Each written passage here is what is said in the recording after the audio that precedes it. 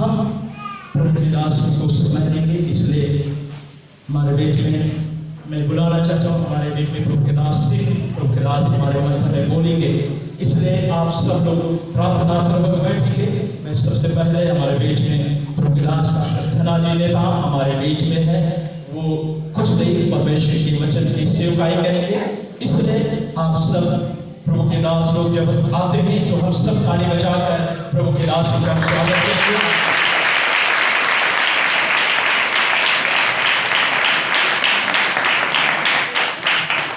हमारे बीच में प्रभु के दास पास्टर एन.पी. जॉन अंकल हैं, भिलाई से हैं, वो हमारे मध्य में आएंगे। तो आइए हम ताली बजाकर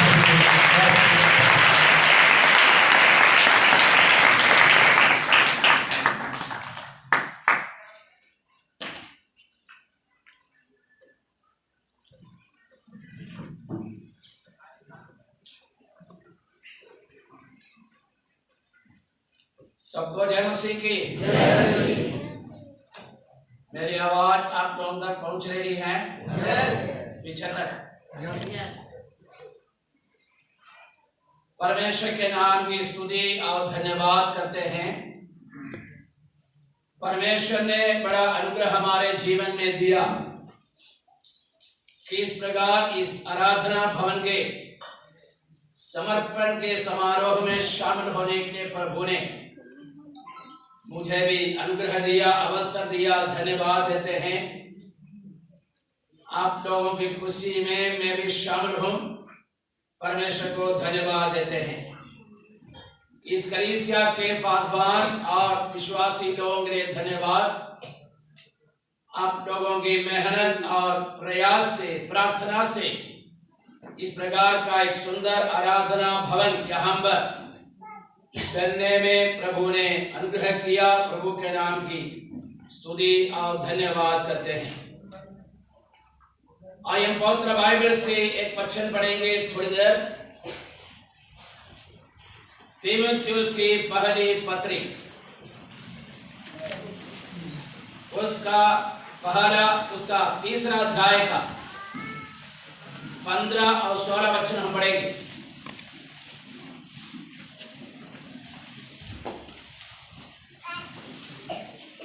तीमुथियुस की पहली पत्री तीसरा अध्याय का 15 और 16 वचन। यदि मेरे आने में देर हो तो तू जान ले कि परमेश्वर के घराने में जो जीवित परमेश्वर की कलीसिया है और जो सत्य का खंभा और नींव है, कैसा बर्ताव करना चाहिए। बस परमेश्वर की कलीसिया में अर्थात जीवित परमेश्वर की कलीसिया में कैसा बर्ताव होना चाहिए, यहां पर संक्षिप्त में क्या लिखा है। जीवित परमेश्वर की कलीसिया या परमेश्वर का भवन, पवित्र बाइबल में कई प्रकार के परमेश्वर के भवन के विषय में हम देख सकते हैं।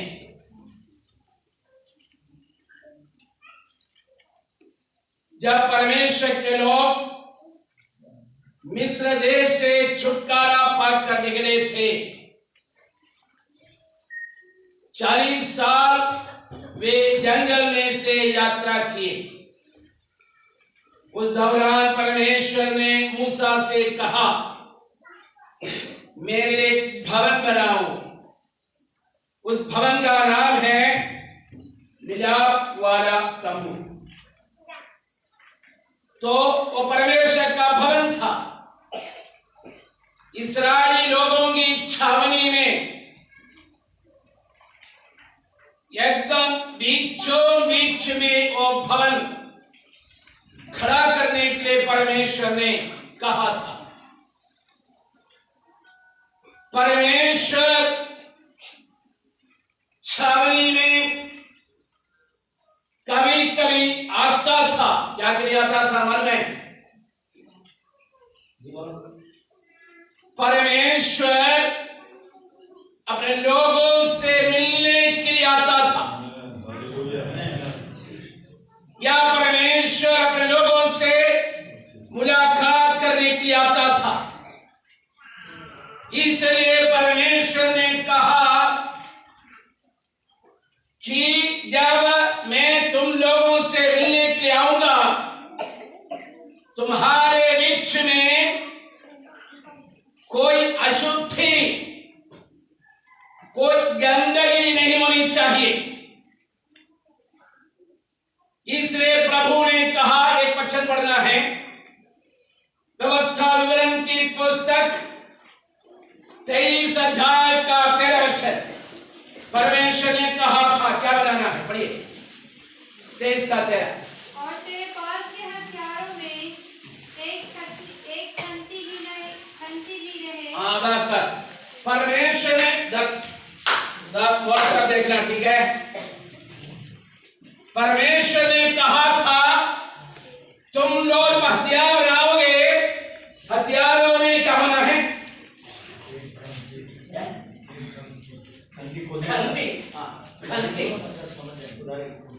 खुदारी या खंती, जो भी हो, खरगोश का खा मदाना बड़ा थी खंती, लोहे का एक औजार है। उसका प्रयोजन क्या है, आगे का है ना, बताने की जरूरत नहीं। क्यों बना रहे हैं खंती या कुदारी, आगे बस हो गया। आगे क्या, ताकि परमेश्वर ने कहा जब मैं तुम लोगों से मिलने के लिए आऊंगा, तुम्हारे बीच में कोई भी गंदगी, कोई भी खराब चीज, कोई भी अशुद्धि तुम्हारे बीच में नहीं होना है। जब परमेश्वर हमसे मिलने के लिए आते हैं, तब मोबाइल में कुचकते हुए या व्हाट्सएप में, फेसबुक में कुचकते हुए नहीं लिखना चाहिए।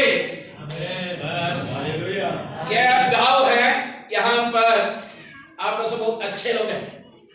शहरों में, कलीसिया में, शहरों में लोग खंती कहाँ लेकर आते मालूम?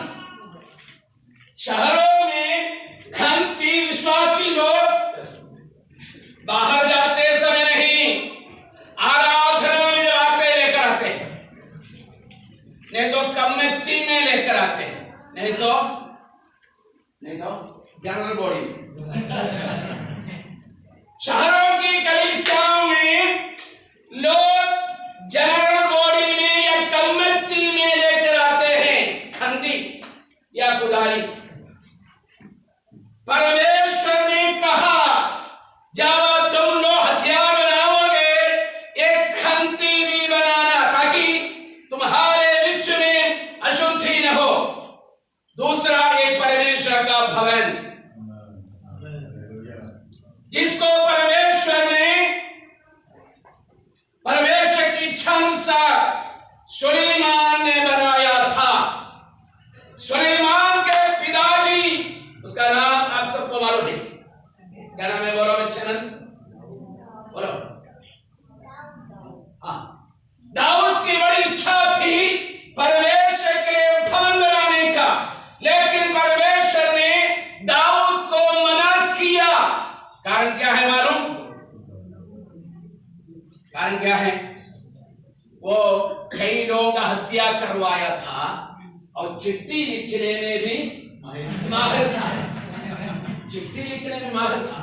हम लोग भी चिट्ठी लिखने में माहिर, हमारा पीछे नहीं है, माहिर ही समझिए।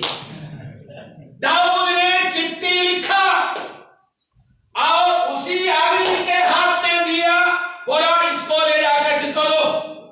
योआब के हाथ में देना। उरियाहू को उसने मरवा दिया। परमेश्वर ने दाऊद को मना किया, मेरे लिए भवन नहीं बनाना। लेकिन दाऊद ने अपनी कमी घटी में से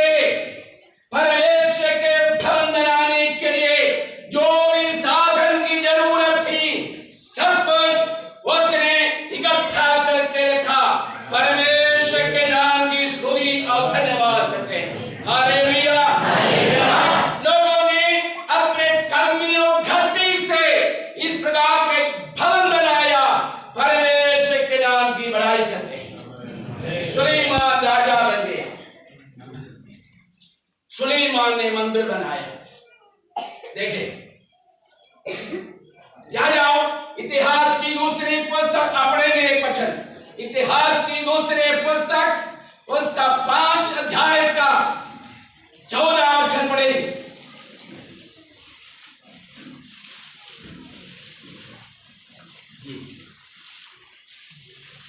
और बादल के कारण याजक लोग सेवा टहल करने को खड़े न रहे। हाँ, देखिए वहां लिखा है, इतिहास की दूसरी पुस्तक 5 अध्याय का 13-14 पढ़ेंगे, बंद हो जाएगा। सुलेमान ने परमेश्वर के भवन बनवाया, उसका समर्पण का दिन आया।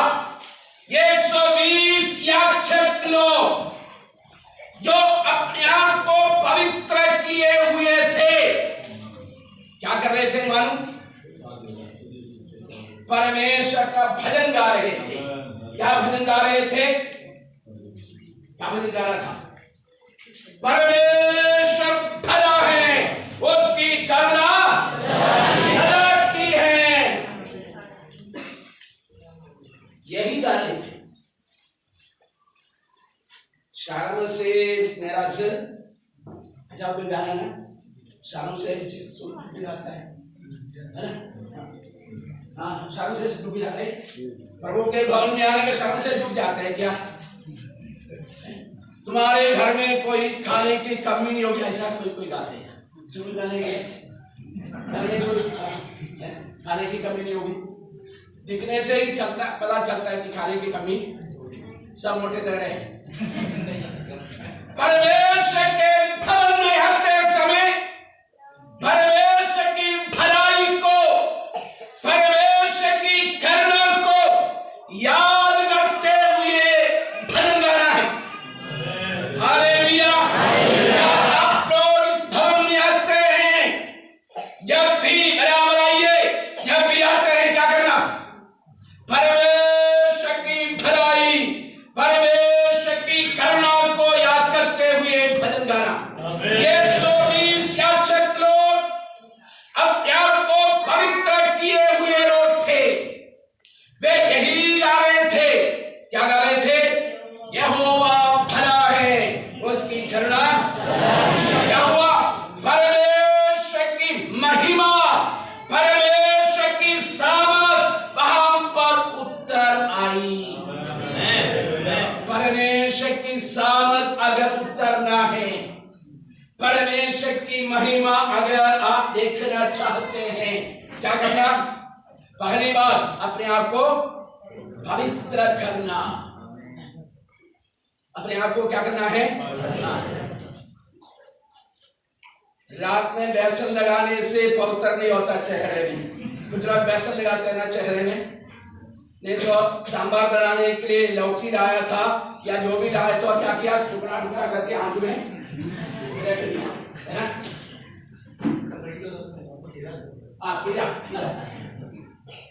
आम के ऊपर रख दिया खीरा, तोड़ टुकड़ा टुकड़ा करके। आदमी ने बोला, ठंड का समय था, भजिया खाने की इच्छा हो रही है, भजिया बनाओ। तो बोलती है, वो तो बेसन कब से क्या हो गया? देखो, अगर आप परमेश्वर की महिमा को देखना चाहते हैं, परमेश्वर की स्तुति और धन्यवाद करना, उसके पहले ही अपने आप को पवित्र करना जरूरी है। अपने आप को पवित्र करते हुए परमेश्वर का भजन गाइए। उसी के समान एक घटना नए में हम देख सकते हैं। मरकुस के घर में 120 लोग परमेश्वर का ये सम्मुख प्रार्थना करते थे। लिखा है, जब पिंतेकोस्त का दिन आया, लगभग 120 लोग एक जगह में इकट्ठे थे। अचानक बड़ी आंधी का सा सनसनाहट का शब्द हुआ। जिस घर में लोग बैठे थे वो सारा घर क्या हो गया? उस आवाज से गूंज गया। सबको आग की सी फटती हुई जीभें दिखाई दिया और हरे पर आठ करी। जैसे अब तुम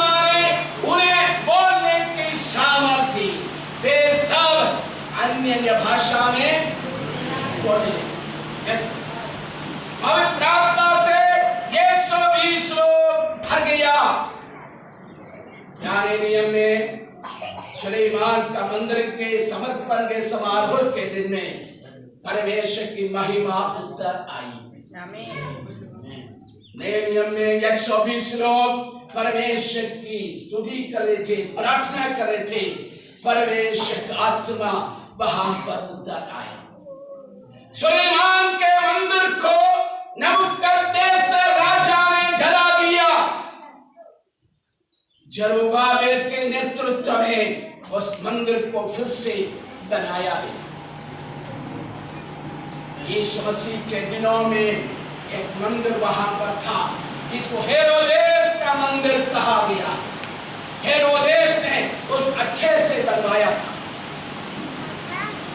ये दिन यूसुफ और मरियम बालक यीशु को लेकर उस मंदिर में गया। उसके कहीं पास में एक बुजुर्ग आदमी रहता था, काफी बुजुर्ग था। बहुत दिनों से आराधना भवन में नहीं जा रहा था, क्योंकि जाने से भी कोई मतलब नहीं था। 2 दिनों से वो बुजुर्ग परमेश्वर का दास परमेश्वर के भवन में नहीं जा रहा था। एक रोज दिन परमेश्वर की आत्मा ने कहा, उठो जाओ। परमेश्वर की आत्मा ने उसको प्रेरित किया। अगर पवित्र आत्मा किसी को प्रेरित करता है तो उसको जाना ही पड़ेगा। बहुत दिनों से नहीं जा रहा। क्योंकि परमेश्वर के मंदिर में याजक लोगों की दृष्टि बैलों पर बकरों पर था। समझिए ना? क्योंकि गाय बैल बकरा काटने से उसका अच्छा दान जो है उन्हीं को ही मिलने का है। समझिए ना? गरीब लोग जो कबूतर को लेकर आते हैं उससे उनको कोई मतलब नहीं था, क्योंकि कबूतर ने क्या रखा है, कुछ नहीं मिलता। एक दिन परमेश्वर बच्चे को उतार रहा था। उतारते यशायाह के पुस्तक 7 अध्याय को उतार रहा था। परमेश्वर से उसने पूछा, प्रभु ऐसे कैसे हो सकता है? एक कुमारी गर्भवती ऐसा कैसे होगा? प्रभु से पूछा। प्रभु ने कहा, अपनी आंखों से देखे बिना तू मरेगा नहीं। तू अपनी आंखों से उस चीज को देखेगा। वो दिन के बाद शिमोन शायद परमेश्वर के भवन में नहीं जाता था, क्योंकि उसको मालूम है जाने से कोई फायदा भी। लेकिन उस दिन पवित्र आत्मा ने उसको प्रेरित किया। उसने देखा यूसुफ को और मरियम को देखा। उनके हाथों में एक बालक को उसने देखा। उस बालक को उसने अपने हाथ में लिया। उसने परमेश्वर को धन्यवाद दिया, बोला और मैं धन्य हो गया, क्योंकि मेरी आंखों ने क्या देखा? उद्धार। अपने क्या है? छोटा सा बालक, लेकिन वो बालक नहीं, कौन है? छोटा सा बालक सारे जगत का सृष्टिकर्ता उद्धारकर्ता परमेश्वर है। इस मसीह के दिनों में वहां एक मंदिर था। वो मंदिर जला दिया गया कुछ साल के बाद। आज दुनिया के ऊपर ऐसा कोई भवन नहीं है, लेकिन आज दुनिया के अंतर्गत एक भवन है। फिलिप्पियों की 3री पत्री उसका 3 अध्याय का 16 अक्षर दो पढ़ेंगे, वहां पर लिखा है। फिलिप्पियों की पहली पत्री 3 अध्याय का 16 अक्षर।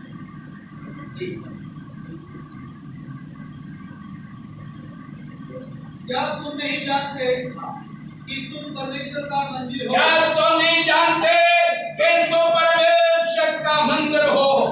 और हमने जो वचन पढ़ा वहां पर भी देखते हैं परमेश्वर की कलीसिया में क्या बताओ होना चाहिए। अर्थात यहाँ परमेश्वर का मंदिर है, ये आराधनालय। परमेश्वर का मंदिर जिसको कहते हैं, ये क्या है? आराधनालय। एक्चुअली वास्तव में परमेश्वर का मंदिर कौन है? एक्चुअली परमेश्वर का मंदिर आप और हम हैं। वेदों के काम 2 अध्याय का आखिरी वचन लिखा हुआ है, जब उद्धार पाते थे उनको प्रभु प्रतिदिन कलीसिया में मिला देता था। जो उद्धार पाते थे उनको प्रभु प्रतिदिन कलीसिया में मिला देता था। एक ही समय में 2 मंदिर दुनिया में नहीं हो सकते। समझिए ना, एक ही समय में 2 मंदिर नहीं हो सकते। आज परमेश्वर का जीवित मंदिर, उद्धार पाए लोगों की झुंड आज इस दुनिया के ऊपर है। ये दिन आएगा, ये मंदिर, ये जीवित परमेश्वर की कलीसिया यहाँ से उद्धारी जाएगी। उद्धार पाना जरूरी है। उद्धार पाने के बाद, उद्धार पाने का मतलब क्या है? हाथ उठा। कुछ साल के पहले की बात है, रायपुर के बाद रायपुर में एक मीटिंग चल रही थी। जब भी वहां पर बैठा था, वो प्रभु का दास ने कहा, आखिरी में बोला कि हम एक भाई साहब बैठा है जो आत्महत्या करने के बारे में सोच रहा है।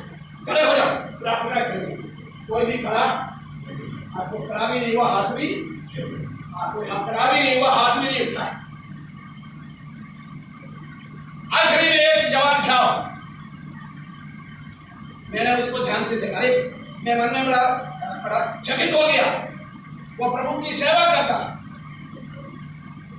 हम लोग जब रायपुर में थे, उनके घर में बराबर जाते थे, मिट्टी करते थे। वो प्रभु में आया परिवार से, उसके बाद वो प्रभु की सेवा करने लगे। मिट्टी खत्म हो गई। मैंने उनसे जाकर पूछा, तुम क्यों आत्महत्या करने के बारे में सोच रहे हो? जबकि तुम प्रभु की सेवा कर रहे हो, क्या आत्महत्या करने के बारे में सोच रहे? मैंने पूछा। बोलता क्या होता मालूम? मैं देख रहा था, कोई हाथ उठाएगा कि कोई हाथ नहीं उठाए। मैंने सोचा अगर कोई भी हाथ नहीं उठाया, ये भाषण जो प्रचार कर रहा था वो बड़ा महाराज दुखी हो जाएगा, इसलिए मैंने क्या कर दिया, हाथ उठाने से उद्धार नहीं मिलता। हाथ उठाने की जरूरत नहीं, आए उठाने की जरूरत नहीं। हम बैठा है, वहीं बैठे बैठे यीशु मसीह से प्रार्थना करना, हे प्रभु यीशु मसीह मेरे प्राणों को उठा लो। बाबू को क्या कर, मेरा हृदय में आइए, बस दिल दे देना, और किसी को नहीं देना। यीशु मसीह को दिल अपने हृदय में यीशु मसीह को ग्रहण करना। उसके बाद पिता पुत्र पवित्र आत्मा के नाम से दुख का बपतिस्मा लेना, पवित्र आत्मा की सामर्थ को प्राप्त करना, पवित्र जीवन बिताना, प्रेरितों की शिक्षा पाना, संगति रखना, रोटी तोड़ना, प्रार्थना में लगे रहना। लोगों के विषय में कहा गया है, जब उद्धार पाते थे उनको प्रभु प्रतिदिन कलीसिया में मिला देता था। उस कलीसिया को, उस भवन को, परमेश्वर के जीवित परमेश्वर के भवन को, जीवित कलीसिया को लेने के लिए यीशु मसीह बादलों में प्रभु आपकी सदस्य थे। ललकार होगा, प्रधान रूप का शब्द होगा, परमेश्वर की कुर्सी। प्रभु का धन्यवाद हो। हम लोग यहाँ पर आने के बाद, कुछ देर के बाद हमारी बहन रायपुर में थी, पहले धुपदरी से आई, ऐसे बात कर रहे थे, तो उन्होंने कहा दुनिया में जब प्रभु आएगा स्वर्ग में, कहाँ से हम लोगों को देखें। हाँ बिल्कुल सच है कि नहीं? कहाँ से लोगों को देखने का सौभाग्य मिलेगा। जंगलों के अंदर से, हर कस्बे से, शहर से, गांव से अनेक भाषा बोलने वाले, जिनके बारे में हम लोग जिन्होंने उद्धार पाया इस मसीह से मिलने के लिए चले जाए। हाँ प्यारो, जीवित परमेश्वर की कलीसिया अर्थात उद्धार पाए लोगों को लेने के प्रवेश मसीह बादलों में आने वाला है। ये भवन इतना सुंदर बनाने में प्रभु ने अनुग्रह दिया। ये भवन बहुत से लोगों के आशीष का कारण कर दे। बहुत से लोग इस भवन में आकर जीवित परमेश्वर की आराधना करने वाले बड़े, छुटकारा प्राप्त करने के लिए बहुत से लोगों के जीवन में प्रभु अनुग्रह प्रदान करे। बच्चों के द्वारा परमेश्वर ने आशीष प्रदान करे। प्रभु सबको आशीष प्रदान करे।